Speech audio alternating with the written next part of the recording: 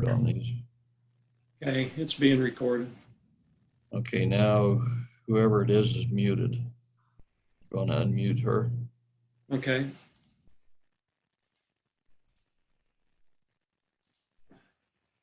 Hi. Everybody hear us? Yep. I believe so, yes. Okay, so this is on a homeowner's exemption. Trying to look it up.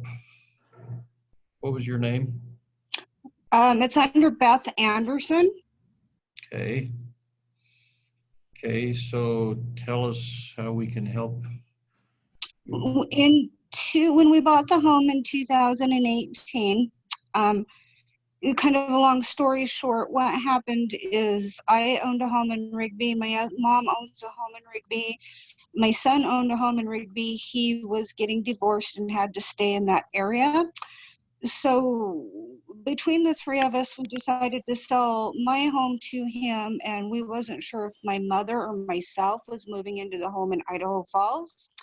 So initially the documents read Beth Anderson, and she filed all the documentation, and I think you can see that in 2018 the home ownership was there. But after the original documentations and everything was signed, we did a quick claim deed with Bonneville County to add me to the home ownership. You guys disappeared. Are you still there? Yeah. Yes. Okay, no problem. Anyway, at that point in time, all we can figure is when we did the quick claim deed, we never took Beth off. We just added myself. The nearest thing we can tell is when that happened, the 2019 homeowners exemption fell off because it was there in 18, but it was no longer there in 19. When I went down to the office to reapply for it, the gal that I spoke with essentially told me that she could not give me the 19 homeowners because she didn't receive the paperwork. And she checked and said that it wasn't there, which I believe her, but in talking with my mother, she said that she definitely sent it. We did get the end of year 18 homeowners exemption, but the 19 did not go through for whatever reason. Is Beth Anderson still living in? Beth Anderson is my mother. She's living in the house? No, not at this time. She wasn't 18, but since then, she has decided to stay in her house in Rigby. We're purchasing the home in Idaho Falls, and my son's in my home in Rigby, if that makes sense. So You're purchasing, but haven't completed the purchase? well, we're making the home payment, but the house is still in my mother's name. Okay, but that's what I mean by completed. The house is still in her name. So correct, but we're both. You have a purchase contract with her? Or yes, we do. recorded? You know, like no. No, just a personal contract with her. But we did quick because the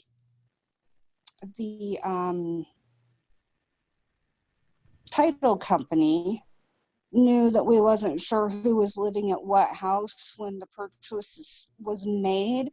They're the ones that recommended that we fill out and add my name onto the ownership papers. So we did a quick claim deed that added me on as one of the owners in the home. What date was the quick claim deed?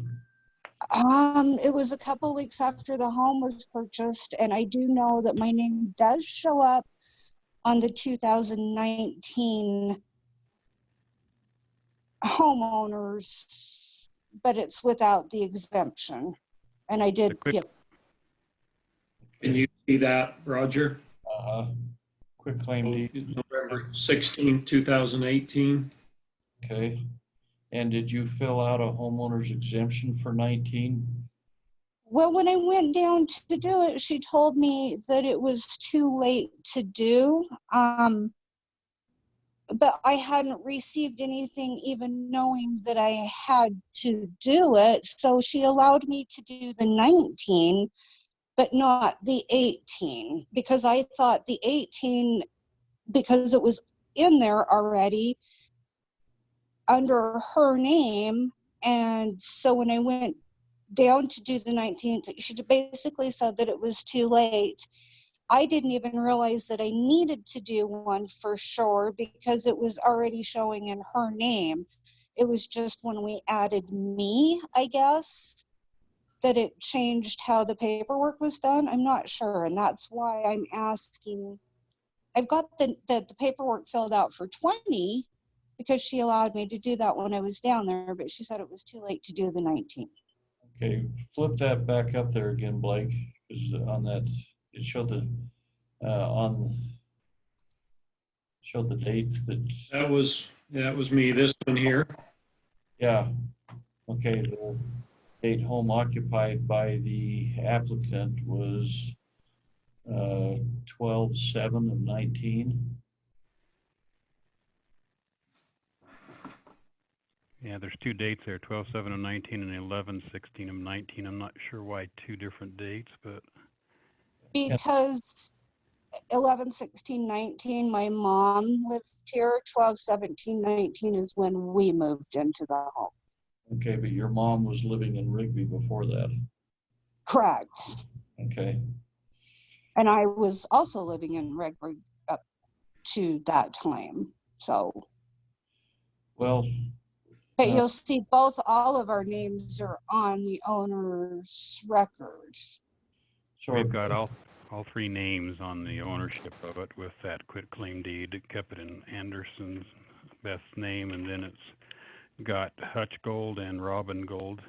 So all three Added of them on. are on. okay, so all three of you live in the house for 20, correct? For 20? Uh-huh.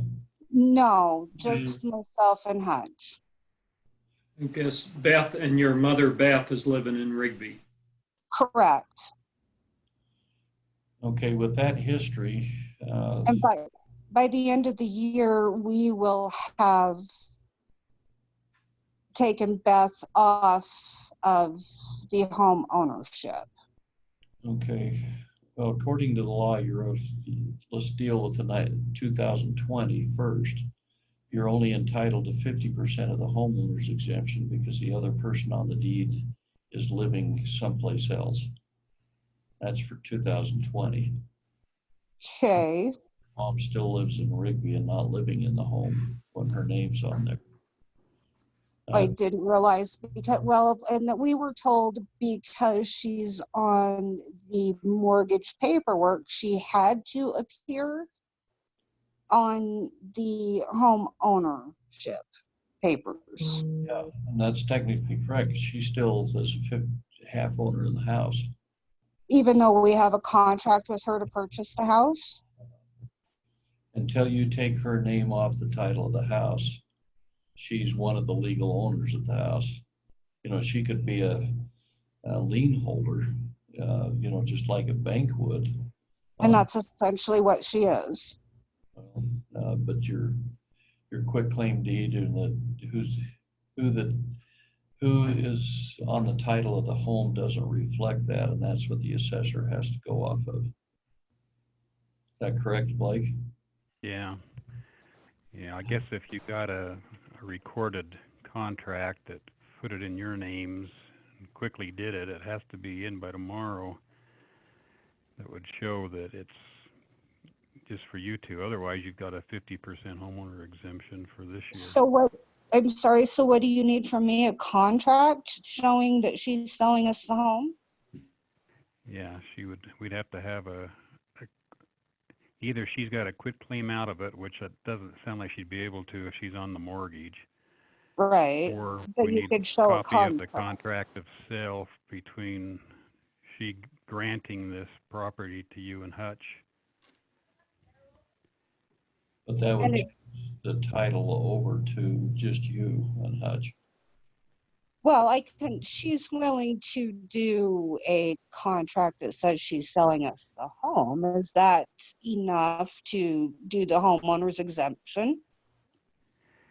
That would possibly get it to 100% rather than 50%. And I can do that by tomorrow. That's not a problem.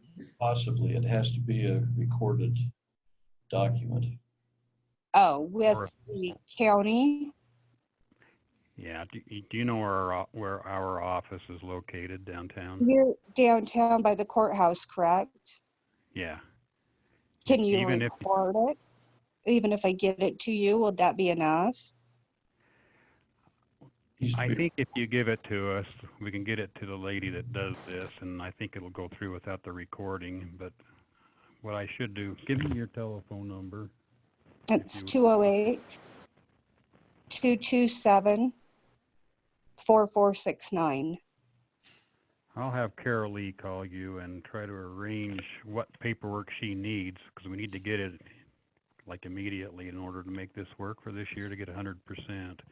And I think that I could have it to you by tomorrow as long as I know what I need. That's fine. Okay. And then back to the 2018 taxes or 19 taxes. Correct. Either one of you were moved in time in 19 to get a homeowner's exemption. So there's really not anything we can do to reinstate that. Even though I was living in the home the Well, entire time, I thought even if it's just 50%, it's better than zero. the one document showed that you moved in either 11/16 of 19 or 12/7 of 19. Well, that's when we purchased the house. Yeah, to get the homeowner's exemption, you need to be there for on or before April 15th and make an application for 19. Well, then why was her name there in 18? Because I think, They probably didn't know that your name was going on it in 19 and it was just in her name and nobody questioned it. So so she's there's, got it. If she was so there's, Rigby at the time, they didn't pick it up and they probably should have taken it off in 18. well, She we bought it in only 18, bought it the goes, home in it'll stay in place to the 18. end of the year. We actually bought the home 11 of, well, now I'm confused. Because 19. we bought the home in November, but we've been here, so it would have been, we bought the home 11/16 of 19. Correct. So that doesn't qualify you under the law for a homeowner's exemption for 19. Although I'm paying the mortgage for all of 19. No, it has to be owner occupied Owner-occupied. on or before April 15th with an application made. And this was quite a months after April 15th. But when I went in to try and do that, she told me I was past the deadline. You were? And I never got any kind of, well, but Beth actually filed all the paperwork and sent it in. That's for 2020. You had No, she told me because it was part of our closing package paperwork, because they sent something that wanted to know what we paid for the house, how many bedrooms, how many bathrooms, and we sent all of that back. She just said that she never received it. the one that we have that we received is an application for 2020. And that was the one that she allowed me to fill while I was there so that I didn't have the same problems again. But you've said that you did not move in till November of 2019. So you would not have been eligible for the, But that's when the home was purchased. I know, the law lets you put the homeowner's exemption on for the next year. It doesn't go back for the last few days of 2019.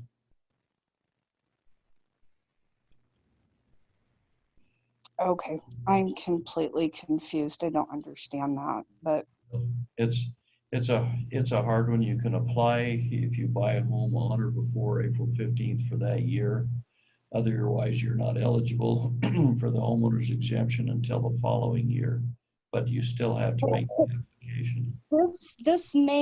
This paper that you're showing me on the screen is for the 20 year, not the 19 year, correct? Because if we moved in, we purchased the home in November of 19. So the year would be from November 19 to November 20 would be the year that we lived here. It's done on a calendar year. So you're not eligible to apply till the calendar year of 2020. And so and what Blake is saying is if you can get that contract of sale, to him, and it's a valid contract, whatever Carol Lee needs, you would be able to get the 100% homeowners exemption instead of the 50% for 2020. But though we were here for 19, we still can't do it because I'm going to have to look. I think I'm off the year. I think that my contract with Beth actually reads, she purchased the home 18. We lived here from 18 to 19. And then she allowed me to file the 20 homeowners exemption. Right, so just because you lived there, you weren't eligible for the homeowners because you didn't purchase it in 19. And no, we actually purchased it as far as Touch and I, and the contract goes, we signed it January of 19.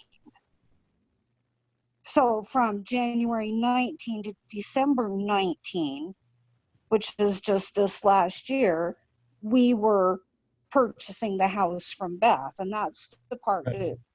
But you did not live there till November. Even if you're purchasing a house, it has to be owner occupied. So if you're the purchaser, you also have to be the occupant. And that's why Beth added us at the request of the Alliance Title, the title company, that we do the quick claim deed to show that we were in the home. So can I at least get a 50% for 19? No, because your statement that you said today that you moved in November of 19, even though you were buying. No, it was January of 19. Actually, it was December of 18 that we moved in. I think the piece of paper you've got up there is confusing the issue, because that's the one that we did when I went in to talk to her about getting the home ownership exemption, because it was there in 18 and wasn't there in 19. Well, regardless, there was no application made, even if you did move in January of. That's my point. We did do the application because all of that paperwork about the home purchase and everything was completed in November of 18 by Beth. And she actually did request it. And so either way, there should be a 50% homeowners exemption. Okay, we can't take it unless we have the document in hand, and we don't have the document. I don't know what happened to it, if somebody didn't deliver it and they thought they were. But well, it was mailed. I know that for a fact. And that's when I called and talked to somebody, they told me they'd get back with me, but nobody ever called. And that was the reason that she wasn't willing to do the homeowner's exemption for 19 to begin with. Basically, Commissioner Reed, you can weigh in on this. You're not eligible based on the paperwork, and that's what we have to make our decision on. Yeah, I was looking for an opportunity to get in. We can't make any other determination based on the paperwork we've got unless you've got another application, Blake, based on this.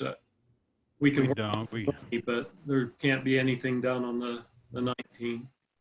Yeah, in that paperwork that I sent over there, on January 22nd of 19, we sent a letter to Beth explaining to her that the homeowner exemption wasn't in place and she'd need to contact us by April 15th. But And I know that's what I was told previously, but there was never any paperwork, ever. yeah, We never got anything. we don't show receiving any paperwork other than what you did at the end of 19 for the year 2020. You wouldn't have gotten paperwork. It just, Beth was notified that she had to fill out an application. There was nothing. It would have came to this house and I opened that mail. They wouldn't So, mail you the application. She had to go in and ask for the application. Says you will need to apply. which we thought we did because when we bought the home, we Yeah. got that great big package of stuff that was returned. And essentially that was the package that should have qualified us for the homeowner's exemption for 19. Only if the private company mailed it into the county, and we have no record that they Unfortunately, based on the information we've got here, we can do the 20, but there's nothing we can do on the 19. at 50% if you get the documentation in by tomorrow. Then And basically all you need is a contract that I'm purchasing the home from Beth Anderson. we need is the type of contract, certified or whatever, that Carol E. says will qualify. I'll have And you're Carol Lee going to call have you. her call me I will have her call you. because it already qualified me for 2020, I thought. Yeah, for 2020, you're qualified for 50% presently. Okay. This is to try to get you the other 50. Okay. Thank you. All right. I Thanks. don't have much Thank you. choice, it don't sound like. Thank you. Thanks. Bye. Bye.